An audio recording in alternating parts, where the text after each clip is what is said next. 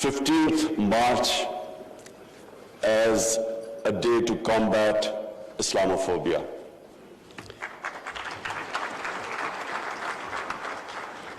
But I want to remind people why 15th of March. 15th of March was a day when a gunman walked into a mosque in New Zealand and shot dead 50 people. Why did he shoot them? Because he felt that all Muslims were terrorists. Where did this Islamophobia grow and was allowed to keep growing? After 9/11. What happened after 9/11? Unfortunately, this narrative of Islamic terrorism, Islamic radicalism, this narrative went unchecked. Respected foreign ministers, I have spent a lot of my life in England, touring all over the world as an international sportsman. And I understand the Western civilization probably much better than most people. I went to university there and then used to spend half my year playing sports in the summer in England. Now I saw this growing. After 9/11, this Islamophobia kept growing. And the reason was, I'm sorry to say, that we, the Muslim countries, did not do anything to check this wrong narrative. How can any religion have anything to do with terrorism? How was Islam equated with terrorism? And once that happens, how is the man in the street in Western countries, how is he supposed to differentiate between a moderate Muslim and a radical Muslim? How can he differentiate? Hence this man walks into a mosque and shoots everyone he could. Unfortunately, what should have been done and wasn't, the heads of Muslim countries should have taken a stand on this. But instead, a lot of our heads of state kept saying things like, well, we are moderate. The moment you say you're a moderate Muslim, you automatically say that there is some extreme form of Islam. Our head of state at the time, after 9/11, he coined a phrase called enlightened moderation. I understand English better than most. I still don't know what it means. Enlightened moderation was a term to appease those who were relating terrorism to Islam. And unfortunately, as a result, there was this perception that there are different types of Islam. There's some radical Islam, there's some moderate, there's some liberal Islam. There is only one Islam, Islam of our Prophet Muhammad sallallahu alaihi wasallam. There is no other Islam. In human communities, in every human community, you have your moderates, you have your liberals, you have your conservatives, you have your fanatics. Every human community has that. The man who walked into the mosque in New Zealand clearly was not a normal person. So, but why no other human community was branded with their religion? 1.5 billion people branded by these terms. And there always should be self-criticism, because that's how you improve. Unless you analyze your mistakes, you can't improve yourself. So that was the biggest mistake we made. We did not challenge this narrative. And guess who suffered? Muslims living in Western countries. They kept suffering. Because any incident would happen, any terrorist incident by a Muslim immediately meant that every Muslim became branded. When 9/11 happened, I still remember People were petrified in Pakistan that I hope there was no Pakistani involved. How could how could whole community be responsible for some fanatical deed by some extremists? So therefore, this was it was one of the worst periods for Muslims living in non-Muslim countries. And then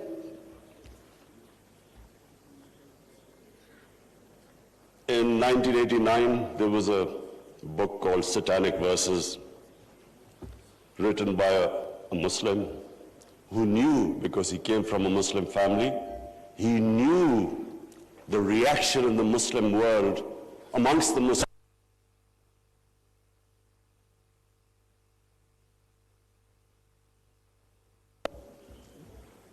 But what happened after 1989 was, rather than again the Muslim world trying to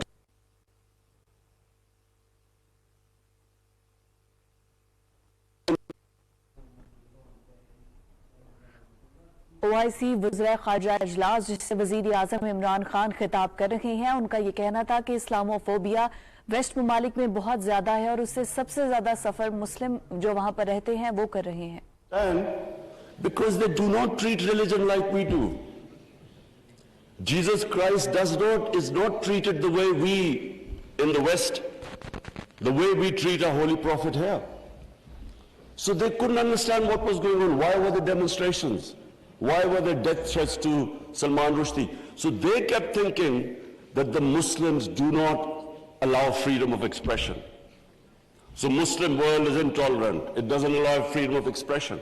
They were able to vilify our religion. And yet there was no coherent response from the Muslim world. And therefore, we kept into the cycle. Every few years, there would be some cartoons, insulting cartoons against our Prophet. Every few years, there would be something insulting him. We would respond. There would be some act of extremists. They would not respond. So this Islamophobia, this cycle, kept getting worse. And poor Muslims living in Western societies kept suffering. So that's why I'm really pleased that for the first time it has been acknowledged that Islamophobia is a reality and something needs to be done about it. And from now onwards, we hope we will be able to put forward a narrative that why it hurts us so much. And honorable foreign ministers, let me just say that I only came into politics 25 years ago. I was watching this Islamophobia building up in Western societies. But two, I wanted my country. We were the only country which became independent in the name of Islam. And so,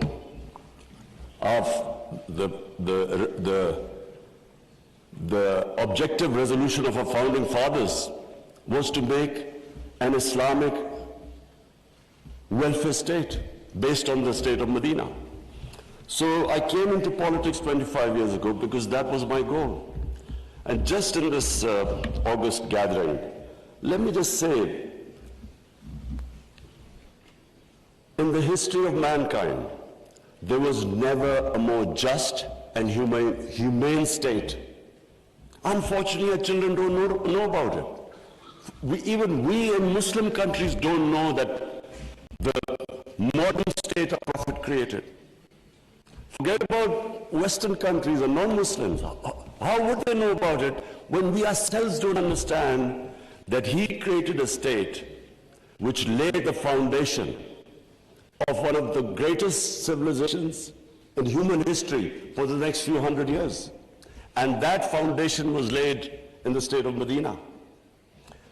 So what was that foundation? This is again what most people don't understand. And I'm glad that Foreign Minister Wang Yi is here, because I want people to understand what was it that caused this great revolution, one of the greatest revolutions of all times. The state of Medina was one of the greatest revolutions. What was it? Number one, our Prophet was given the title in our holy book, the Quran, as Rahmatul lil Alameen, mercy for mankind, not mercy for Muslims. He came as a mercy for mankind. He came to unite mankind, not divide mankind.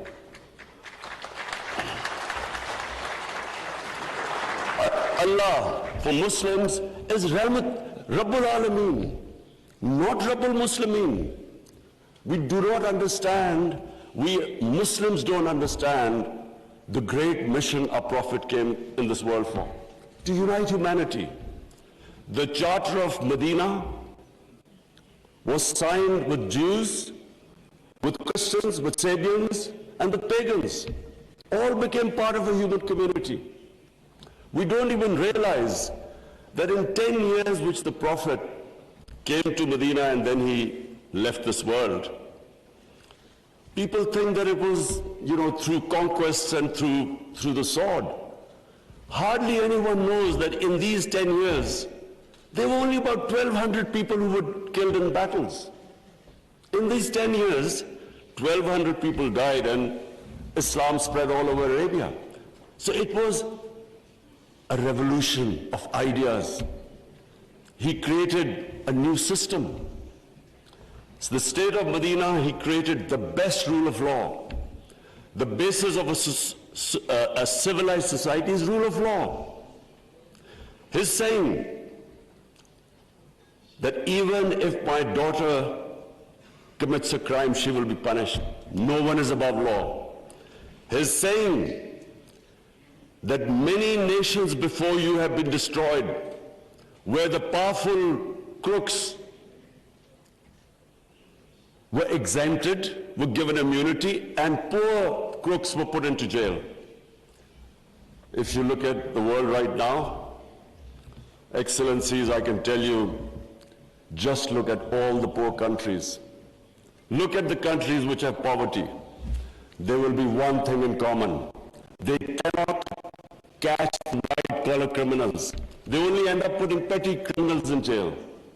This is the biggest problem which our Prophet, peace be upon him, predicted almost 1,500 years ago. The developing world is poor not because they lack resources, because they cannot put the powerful criminals in jail. There's a fact-type panel report by Secretary General of the United Nations. According to this report, and this will shock all of you, that every year, $1.6 trillion leave the poor countries and end up in tax havens and in the developed world. $1.6 trillion according to the fact-type panel report of the UN Secretary General. Just imagine what is going on. Poor countries are being robbed simply because we cannot put the powerful criminals in jail.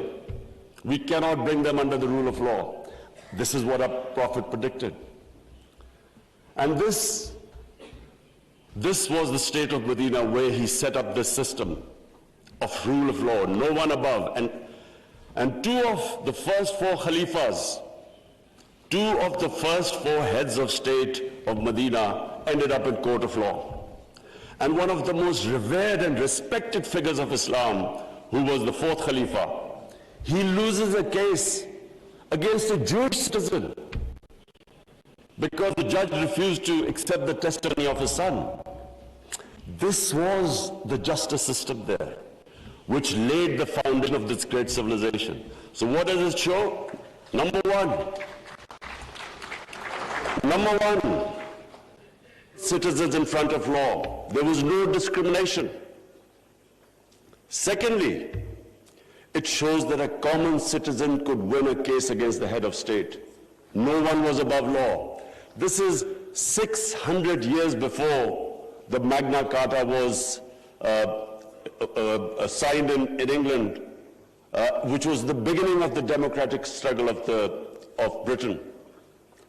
And it took them years before they could actually bring their head of state under the rule of law. This is what happened in the state of Medina. It was ahead of its time. And then it was the first welfare state in the history of mankind. Compassion, humanity. It was a state which took care of its weak, its orphans, its widows, its poor people. It was the first time pensions were introduced in the state of Medina. They took care of their own people. A compassionate state. A state where they wanted to please the Almighty. How do you please the Almighty Allah? By looking after His human beings, especially the weak. This is what happened in the state of Medina. And today, I feel sad. Whenever I go to Scandinavia, I see what a welfare state should be in all over the Muslim world. Look at humanity there. Look at the way they look after the weak. In fact, sometimes I'm sad because they look after their animals better than some of us look after our human beings. And remember, He's Rahmatul Alameen, so whoever listened to His message, whichever human community will prosper. It doesn't matter because for all humanity, He brought the message of mercy. If you look at Switzerland, in the rule of law index, Switzerland is 99%. 99%. So with hardly any resources, it is one of the most prosperous countries in the world. So as I said, anyone who goes by the model of Medina will prosper. And then, quest for knowledge. Foreign Minister Wang Yi, you'd be surprised, one of our prophets saying, he said, even if you have to go to China to learn and quest for knowledge, you must go there. Now, first China at that time was center of knowledge, but it meant even risking life. Going from, at that time, Arabia to China meant you might not come back. So that was the quest of knowledge. You have to seek knowledge from cradle to grave. He sparked off this great knowledge revolution. For hundreds of years, the top scientists were Muslims because they thought quest for knowledge was a sacred duty.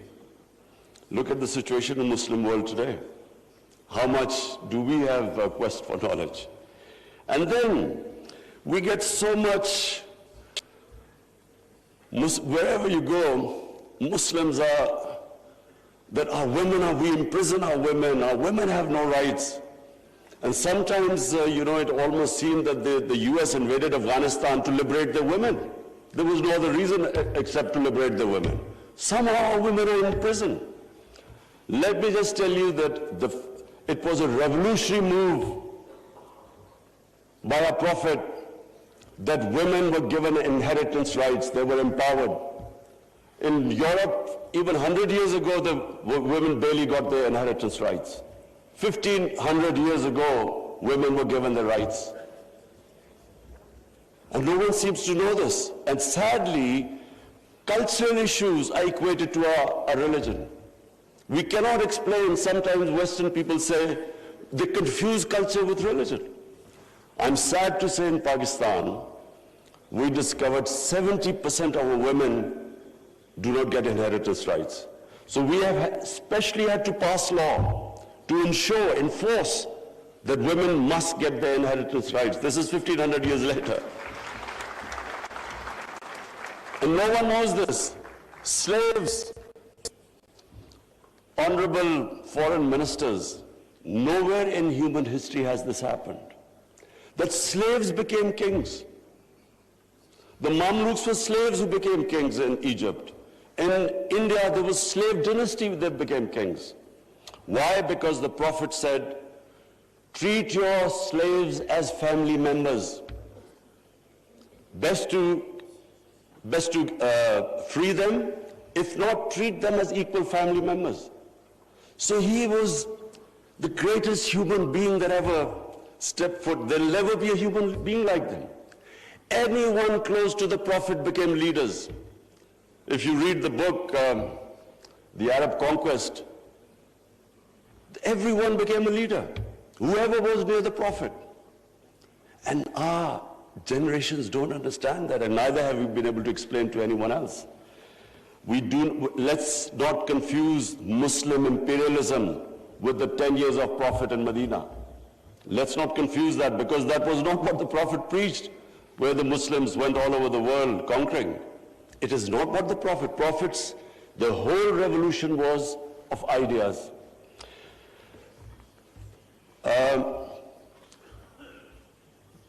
Honorable Foreign Ministers, one of the ideas of OIC is to protect Islamic values.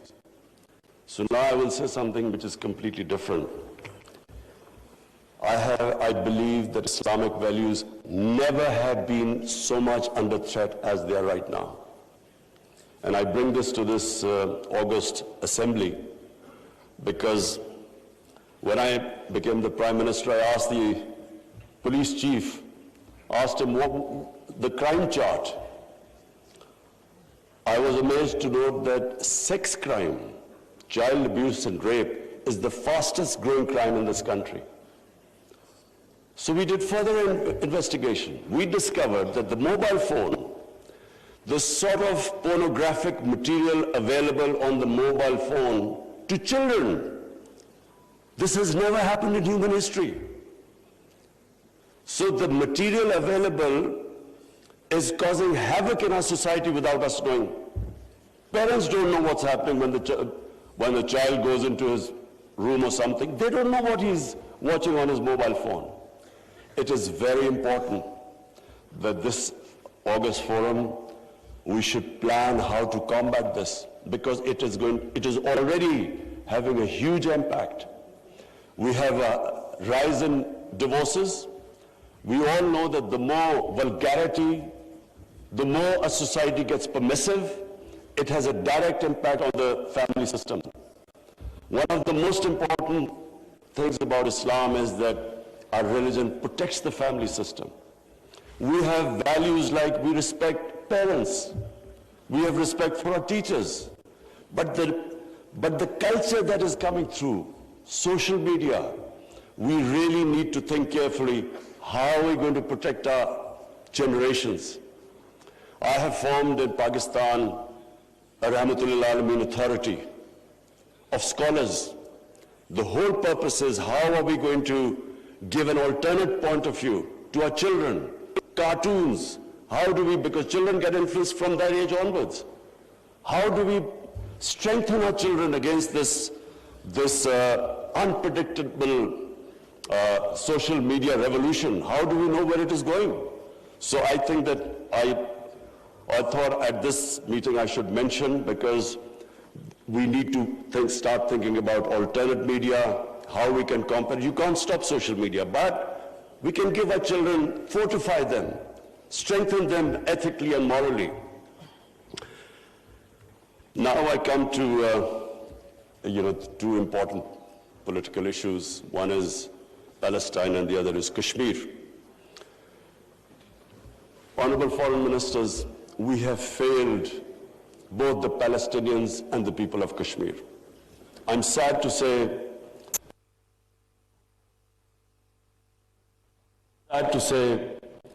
that we have been able to make no impact at all. They don't take us seriously. We are a divided house, and those powers know it. We are 1.5 billion people, and yet our voice to stop this blatant injustice is insignificant. We are not talking about conquering some country. We're simply talking about the human rights of the people of Kashmir and Palestine, the international law, which is on their side, United Nations Security Council resolutions that back their right in Kashmir The international community promised them the right to decide their own destiny through a plebiscite. That right was never given to them. In fact, the special status of Kashmir was taken away illegally by India on 5th August 2019. Nothing happened because they feel no pressure. They feel we can make a resolution and then, back to our usual business. I'm not talking about altering our foreign policies. All of us countries have our different foreign policies. But on core issues, I'm asking the OIC that unless we have a united front, we will keep these abuses will happen. Like in Palestine, I mean, it's daylight robbery going on in Palestine. The only hope I have is now because of social media. First time in Western countries, there's awareness of what's going on to the poor Palestinians. That is, so far, much more than the OIC. It's the mobile phone and the spread of information of the injustices being done to the Palestinians. That is the best, at the moment, the best way to protect them, not us. In Kashmir,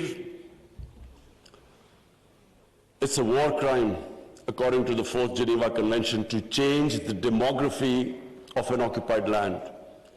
India is changing the demography of Kashmir by making the Muslims from a majority to a minority, by bringing in settlers from outside. This is a war crime. Yet no one has pushed about it. Neither India has pushed nor Israel, because they think we are ineffective. So, honorable foreign ministers, let me just say that the way the world is headed, I'm afraid it's headed the wrong way. There's a Cold War almost started. There is a chance of world being divided into blocks.